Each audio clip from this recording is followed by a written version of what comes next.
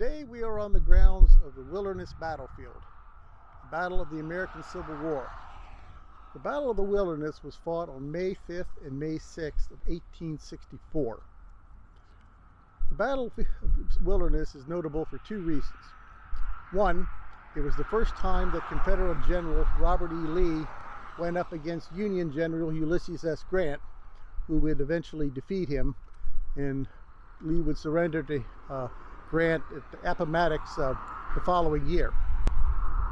It's also significant because even though the battle sort of ended in a draw, in a stalemate, it was the first time that the Union Army, after a battle, continued to press on and pursue the Confederate Army. In many other battles, particularly ones where the Union lost, they would retreat back to Washington, regroup, change the command, and try it all over again. This time, Grant gave the order to press on. On to Richmond was the phrase he used.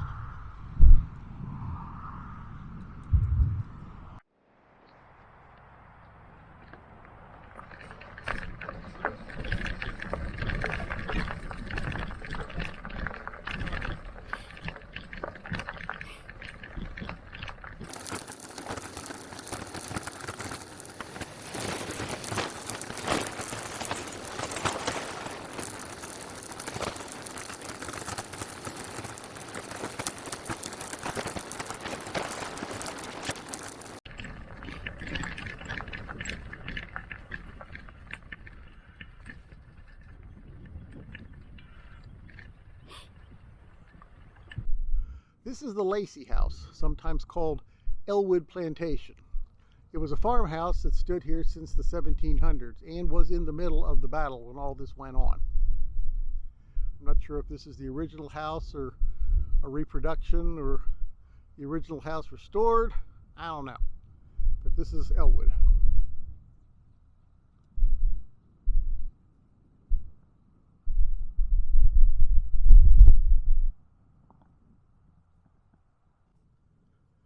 The Battle of the Wilderness was not the most famous battle of the war, nor was it the biggest, nor was it the bloodiest. But it was arguably the most horrific battle of the war. See, unlike other battles like Gettysburg and Antietam that were fought in big open fields, the Battle of the Wilderness, as the name implies, was fought in the wilderness, in a forest. And like many forests, there are a lot of dead leaves lying on the ground. And these soldiers, both Union and Confederate alike, would fire their muskets, and the black powder from the muskets would produce a lot of smoke and a lot of sparks.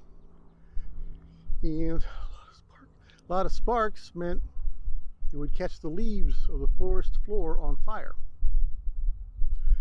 And many Union soldiers, firing their weapons, making sparks, started a whole bunch of little fires, which eventually grew into one big forest fire.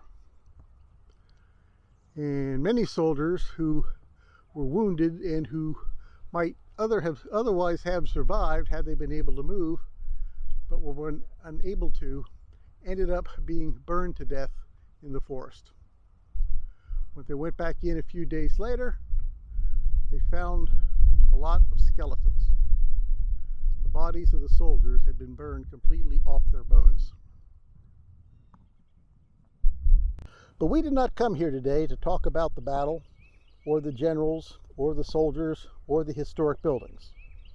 No, we've come here today to see something a little bit more distinct. Now, let's back up a year, back to May of 1863. About 5 miles east of this battlefield was the Battle of Chancellorsville.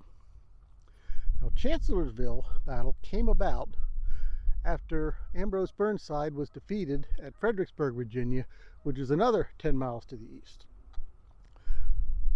Burnside was removed from command, and General Joseph Hooker was put in his place.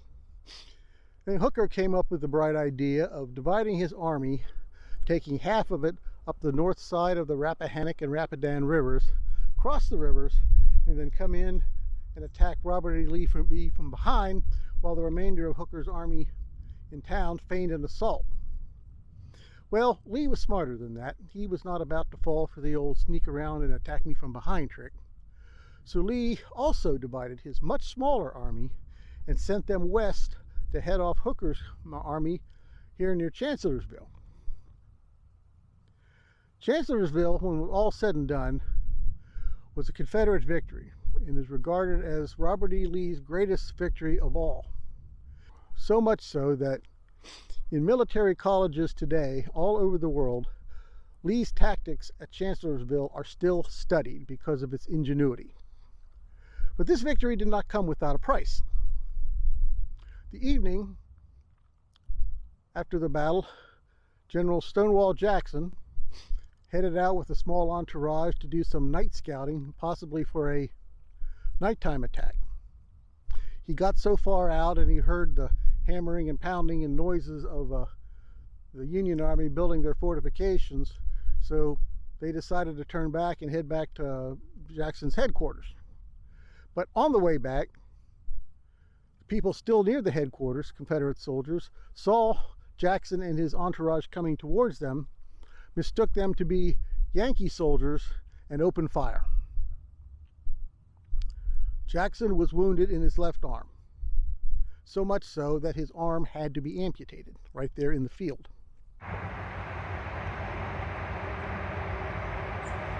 Now, somewhere around here, nobody knows exactly where, but somewhere around here, about 9 p.m. on May 2nd, 1863, General Stonewall Jackson was returning to his headquarters, which was several hundred yards behind us here, after a night mission to see if he could even pull off a night attack.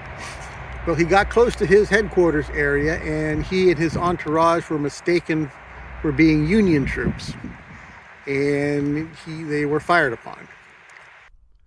Jackson was evacuated to a place called Guinea Station, about 30 miles southeast of here, right along the railroad, with the intent of evacuating him by railroad back to Richmond. But unbeknownst to them, the Union Army had already cut off the railroad, so they wouldn't have been able to do it anyhow. But just behind the Elwood house, you can see up here in the distance, there was a little cemetery. The cemetery has one single stone in it.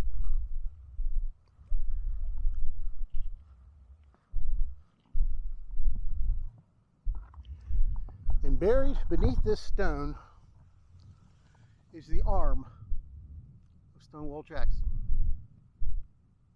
His legacy lives on today here in the battle, greatest Confederate battle of all, in which he ended up giving his life.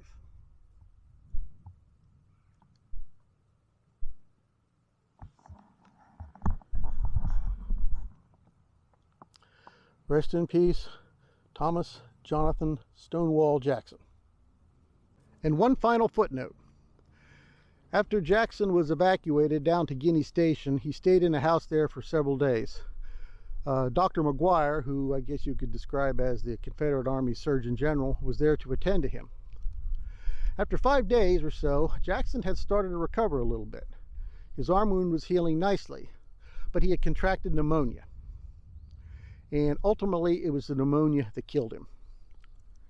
Then, on the following Sunday morning, Jackson uttered his last words. In a delirious state of mind, he said, "Let us cross over the river and rest under the shade of the trees." And with that, he was gone. This is the Tactical Panda, signing off.